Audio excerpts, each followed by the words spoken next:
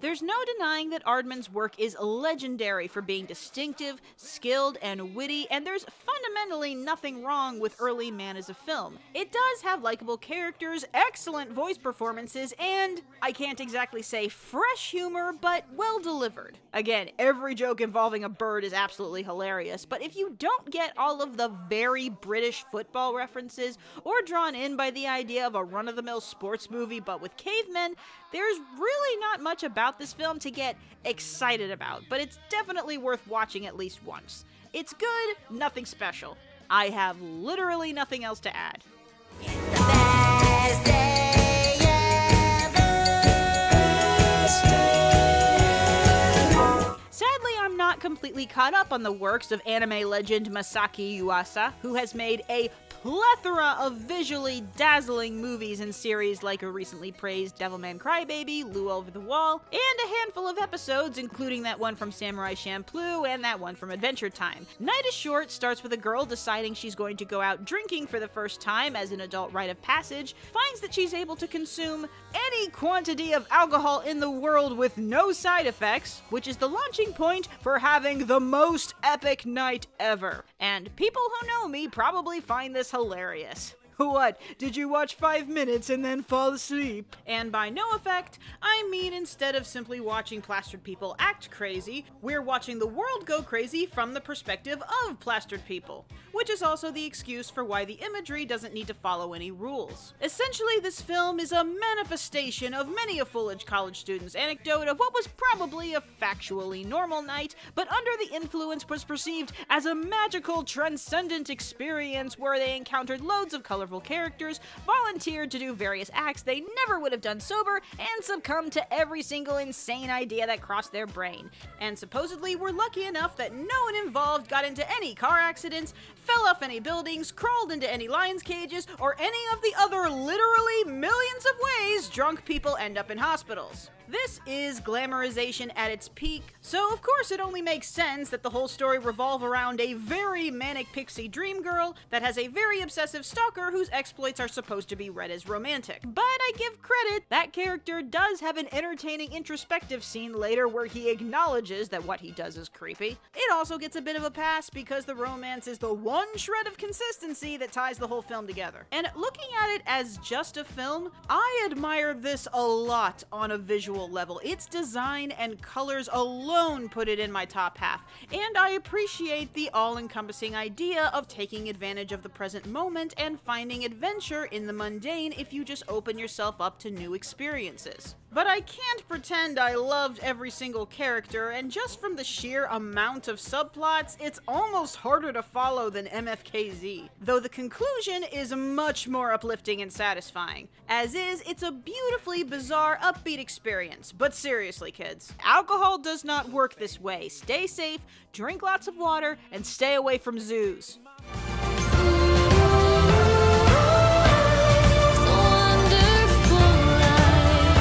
First of all, I had no idea Zendaya is Michi was a meme, which is why I didn't mention it. Also, who is Zendaya? But regardless, I am glad if it brought some attention to this film. In a year that did have multiple good, even great films, while no fault on their part, I admit there weren't a lot this year that exceeded my expectations, but Smallfoot was one of the few that did. On the surface level, Smallfoot appeared to be a very average C-grade studio family comedy, and it technically is that, but the intelligent and balanced way it approaches its story about truth and understanding and accepting the other, I did not see coming. They say the word genocide in this movie! Well, they sing it, and it was an okay musical. Admittedly, its second half is better than its first half, and it's not exactly groundbreaking, but I think a lot of people who haven't seen this yet will be pleasantly surprised.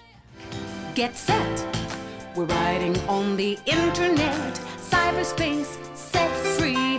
Hello, virtual reality. Like I said, I feel my hype for certain sequels may have impacted my enjoyment somewhat, but it didn't mean that they weren't great films. But Wreck-It Ralph especially got a bit of a lukewarm reception for its abundance of meme jokes and internet references, and I also found some of the dialogue to be a bit basic and cringy, but probably could have taken it more in stride had there been more Felix and Calhoun, but 'twas not to be. While comparing it to the Emoji Movie would be like comparing a chocolate cake to literal trash, the fact that they were playing off similar gimmicks for similar demographics was not in its favor. But for what was ultimately a cash-in sequel doubling as a giant Disney fan service tribute, Wreck-It Ralph 2 did still have its heart in the right place with an adorable story about platonic friendship, dreams, and dependency and abandonment issues. And even for what was the textbook definition of a gimmick, the Disney princess crossover scene was the most entertaining scene of the film, next to the big elaborate GTA 4 Broadway music number, which was so hilariously ridiculous, it by itself gave both MFKZ and Night is Short a run for their money for this year's most surreal WTF movie moment. And I really do think their ability to make such endearing one-off side characters is one of the underrated skills that shows how good Disney is at what they do and what still makes this a superior film to others. But seriously, was Mr. Nosebore's comments alluding to how the internet is slowly learning things about you based on your searches? So a good, fun film, just not one of the best sequels of all time. Kinda glad both Moana and Coco are doing better than this. You will find that the world has changed. So, what if in Lord of the Rings, Gondor decided to enslave/massacre the elves of Rivendell? That's almost the world background for Maquia and the super long subtitle, though it does make this sound like a more depressing film than it actually is, but only by a little. The creator of Anohana has established somewhat of a pattern for stories that make people cry, but she's proven to be very good at it. There is a story about a war between kingdoms and oppressed but rebelling group of immortals, but the main story is about Maquia, one of the escaped immortals in hiding that finds a human baby and decides to raise him, learning about love and motherhood for the first time. Which, yes, because she doesn't age, does include a brief period of confusion, but thankfully it never goes there. The film is much more focused on showing how its various central characters change over time, including seeing their feelings and alliances shift with circumstances and the people they interact with, especially between Maquia and her son Ariel. Not to mention, it is a gorgeous film to look at. This is no Silent Voice, which is coming to certain theaters this January, by the way, but if you love family love stories and well-handled European fantasy settings, I encourage it greatly.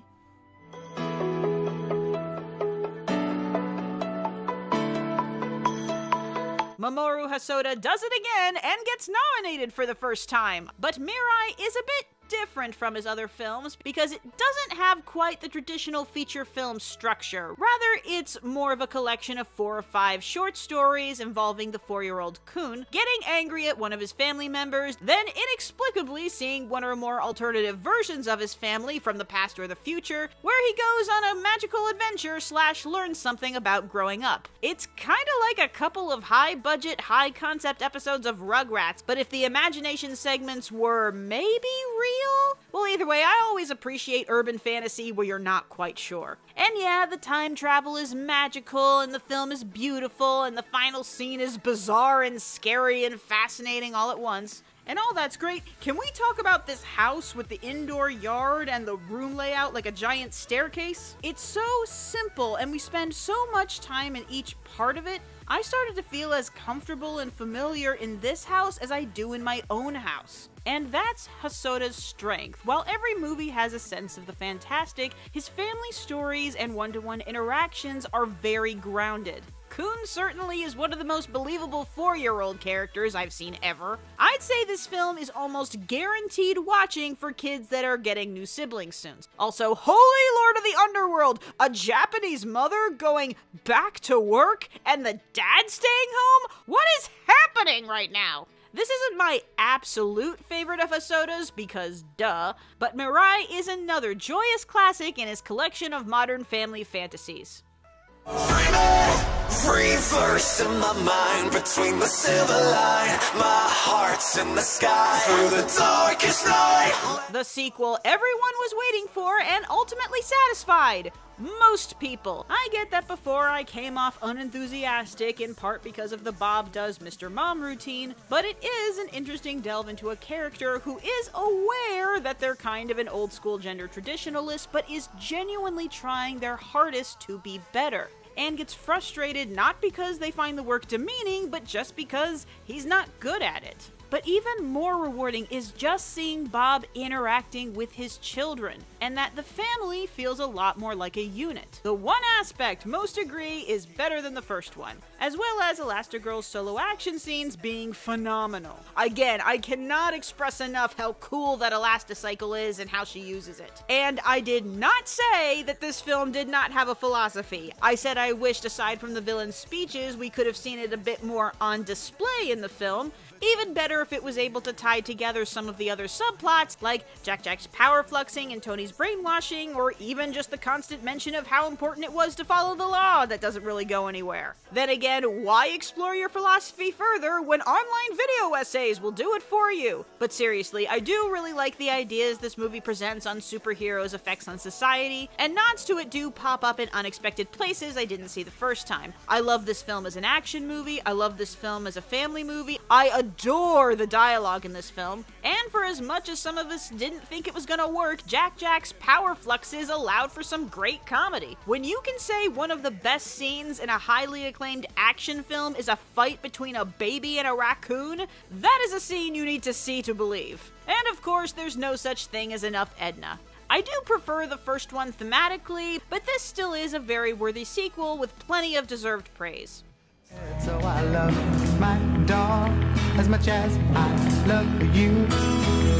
By now you probably know if Wes Anderson's style of filmmaking works for you personally, but at the very least you could agree stop motion is perfect for his style, as he already tends to make his characters unnaturally static whenever they talk. And what he, I hesitate to say lacks because it's an aesthetic choice, in believable character movement, he exceeds in impeccable detail, design, gorgeous shot composition, backgrounds, without even mentioning the compelling canine characters or dialogue. The film takes a dire, bleak setting and captures the morose humor and hardship and hope while also managing to make it look stunning. And a smart decision to use dogs as a subject for a fairly clear immigrant allegory because, oddly, more people seem to respect dogs as living beings. There are the various elements of the film that encourage respectful, thought-provoking discussion, like the use of Japanese language, whether or not Greta Gerwig's character has a purpose, or how quickly the villains suddenly turn around given how evil they're established to be. Still, it's cleverly entertaining, masterfully atmospheric, and I wish there were more films like it.